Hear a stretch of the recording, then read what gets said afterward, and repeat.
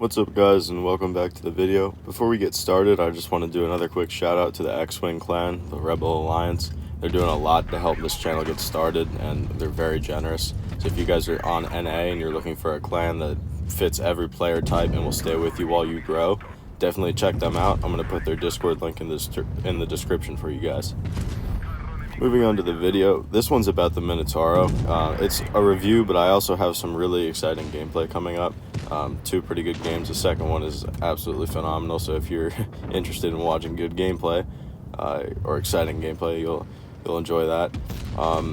The rest of this video, I'm going to be talking about just the tank in general and what people commonly think about it, what I think about it, and how it actually performs outside of those thoughts. So I'm going to start off by laying down what I think people think this tank is. And I think the common community opinion of this tank is it's super easy to do well in, but no one's ever going to have a good game in it, even if you're an exceptionally good player, because it just doesn't have that high of a skill ceiling. I think people believe this because it's slow, it has a super easy to use armor profile, but if somebody rushes you, you don't have any side armor, so they can get around you and you're done. And your DPM is really low, so you can't really hold a flank on your own. The reason it's easy to get a community average game in it is because your clip potential with the reserve shell, as you saw in the beginning, is 1470, and without the reserve shell is 960 or something along those lines. I forget. I think it's 980 actually, and that's obviously an incredibly high amount of damage, so it's very easy to just peek out on somebody and dump a whole bunch of damage, and a new player might not necessarily get that damage number playing any other tank that doesn't allow you to do it in 3 shots in 7 seconds. And this is a very true statement. This isn't false. New players can do very well in this tank. They can just kind of sit in front of you and they get lucky with the armor just because of how good it is. They get 7 degrees of gun depression, but they can also get rushed really easy, caught out of position very easy, taken advantage of because of the traverse speed and the DPM, and you get caught out with only the reserve shell and a light tank near you, you're pretty much done if you're not with your team. So there's a lot of situations where you can get super lucky in this tank and do a way above average game for your gameplay, much better than you should be able to do. But there's also a lot of situations where you're just going to get that initial burst or that initial free shot reserve shell and just you're done with the game. Now, the part that I disagree with, that not everybody thinks this, but some people do, is this tank is very easy to do well in if you're a good player, and it's very easy to do exceptionally well in and potentially carry games. And just because it has low DPM doesn't mean that you can't carry games, because you still have 490 alpha, and 490 alpha is really punchy. You do 500 plus damage a lot of the time, and your max roll is above 600, and your HE shells can do close to 700 damage. You'll see here in a couple seconds. So the gun is really punchy without the DPM, and you get 2-shot bursts. So if you line up your engagements right, you do quite a bit of damage very quickly. And just because you can't consistently keep putting out this amount of damage doesn't mean that the tank is bad. If this tank could consistently keep putting out 490 damage shots at 2800 DPM, which is not even that huge of a bust from 2340 or 2370, whatever it has at the top, it would be insane. Another factor that people use to say this tank is never going to be for pro players or players that want to actually consistently do well is its accuracy is very poor. I think it's around 0.37 or something. I'll put it up on screen when I go through the stats and rewatch this, but it's very poor. Your aim time isn't too bad, but you aim down to a very poor accuracy number. But in my opinion, this shouldn't really affect your gameplay, because if you're shooting at things where you require a lot of accuracy, you're too far away. A tank with this low mobility just needs to be closer to the battle. It just needs to, because if something happens, the game changes. Unless you're already set up for a crossfire because you're just so far back and the enemy team is trying to flank, you're never going to be in the right position in time to actually affect the game if you're trying to sit in the back and snipe and your team has to push or something. So you're essentially a useless dead tank. If your team has to move and you're still in spawn, you can't get there. So if you're sitting in the back and your accuracy is a problem, it's probably to do with how you play the tank. So try to play the tank a little bit more aggressive, you're not going to want to be frontlining because your DPM is low, but you're going to want to be close to the front line so you can disengage and re-engage quickly, and when the game inevitably changes a little bit, you can react to that. And this is what speed boost is for. It's not a huge, it's not going to make you go 100 miles an hour, right? But in that moment that you need to reposition, it gives you just a little bit of a boost and enough of a placebo to really make you feel like, oh, I'm moving now. I can get to this next spot, or at least get out of the position that I'm in and get on my way a little bit quicker. So it's important to run the right consumables on this. Don't be running fire extinguisher just because speed boost is useless. Fire extinguisher is probably even more useless. And if you're getting lit on fire twice, you're dead anyway. So speed boost to help you reposition, being very aware of your surroundings, and not trying to be the tank very first on the front line are going to help you a lot as long as you stay close to the front of the game.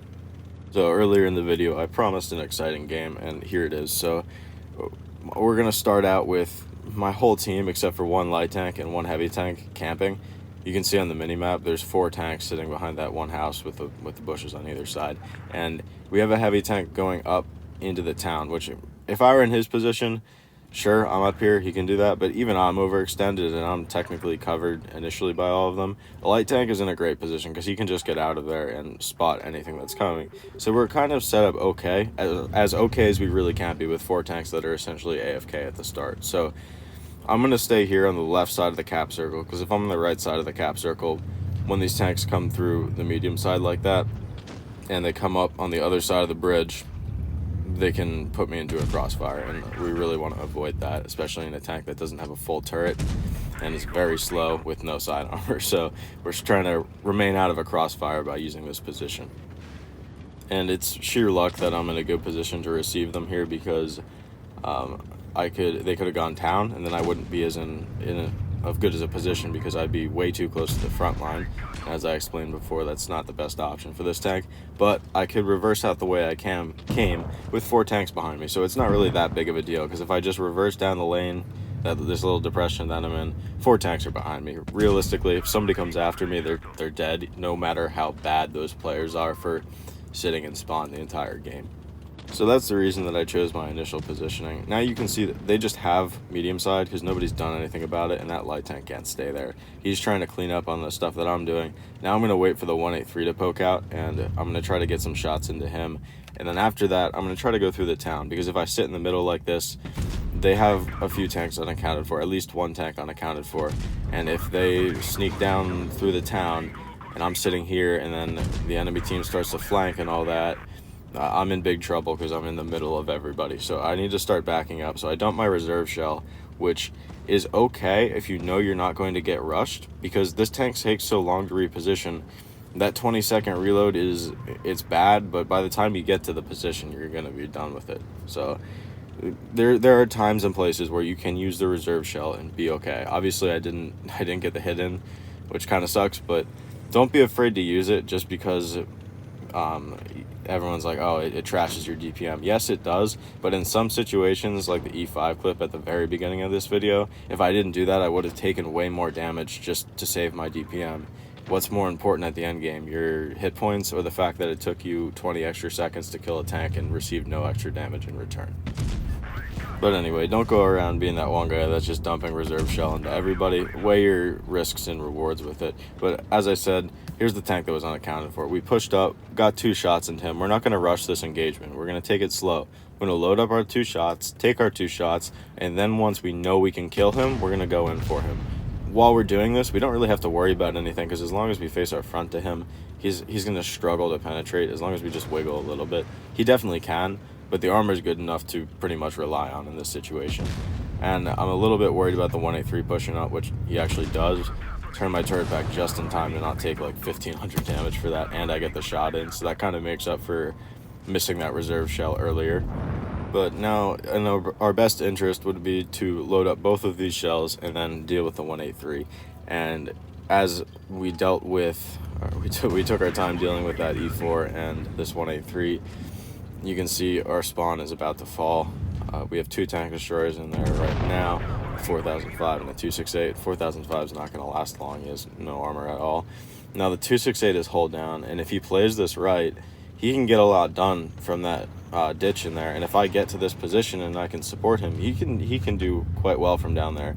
So I'm going to try to land some HEs into this T92 because I was thinking I absolutely need to just kill this guy in one clip right here. Unfortunately, I only do 200, but the 268 kills him. The only disadvantage of not pinning that HE is that my damage counter at the end of the game is lower than what it could have been. But we are now going to focus on getting this kill on this mouse, because in my head, I know I can beat this 60 TP in a 1v1 as long as the mouse isn't bothering me while I do it. Right there, I almost made a huge mistake. I almost ran in to help the 268 with the 60 TP. Even if he had bounced that shot off the 268, and I was in there to, I guess, sort of help, I don't really know, I wouldn't have any shots loaded. And as soon as he kills the 268, now I have to assume he's going to pen every single shot as soon as the 1v1 starts. Because if you assume he's going to bounce and he starts penning, you're in big trouble. So it's a good thing I didn't rush in with no shells loaded, because that would have put me approximately 20 seconds behind before I can actually start shooting again.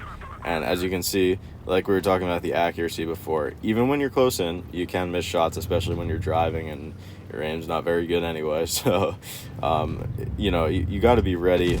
You got to have all your shots in when you engage, because if you don't, your DPM is already starting so low and you have to wait so long to get those shots ready. When he starts penning, you're in big trouble. But anyway, at this point, I know I can get out here and risk taking more hits as long as it means I'm penning my shots in return. I had 2 loaded, reloaded those 2, brought them back, penned them, and I know I can just hit the reserve shell on that. So over 8,000 damage, won the 1v1 against the 60 TP, and that just shows the strengths of the tank. He obviously has higher DPM than me, but I'm still making it work. I don't think that the DPM difference between a 60 TP and a Minotauro is necessarily astronomical, but it shows what this tank can do against a tank that it will see quite often on the front line. Before we move on to the conclusion, I just need to say the basic way you're going to want to play this tank is any way that you can control the engagement, because if the enemy can control when to peek you, your low DPM will come into play. If you can control the engagement, decide when to peek, when you want to shoot them, and when you want to receive shots, you're going to do very well. So anyway, moving on to the conclusion. So conclusion for this tank. You get the easiest to use armor profile at tier 10 while simultaneously being one of the best armor profiles at tier 10. You get great hold down capabilities. You get burst damage like akin to a 183 plus an extra shell after you're done and you're reloading. You get poor mobility, poor accuracy, no full turret, and like tier 8 or 9 levels of DPM. So there are advantages and disadvantages, but when you put it all together, this tank is really, really good. I don't think this is a surprise to anybody. This tank is borderline overpowered, and if they buffed any one of those characteristics that I mentioned was lacking, just one of them slightly, it would be an overpowered tank. So this tank's great where it's at. It's a lot of fun to play, very easy to carry games in, very easy to influence literally any game that you play in. It's a multi-purpose tank that it will hit extremely hard and win you games. So I would definitely recommend this to new players and very good players and everybody in between. Everybody also knows that this line every tank in the line is really good, so you'll enjoy grinding for it too if you're not going to free XP it. So if you're thinking about this tank, definitely go for it. A lot of fun to play. Yeah, so hope you guys enjoyed. Thanks for watching. Check out my Discord link in the description and the Rebel Alliance and XWING Clan Discord link. They're very good people, so check them out. Thank you guys for watching. Have a great rest of your day.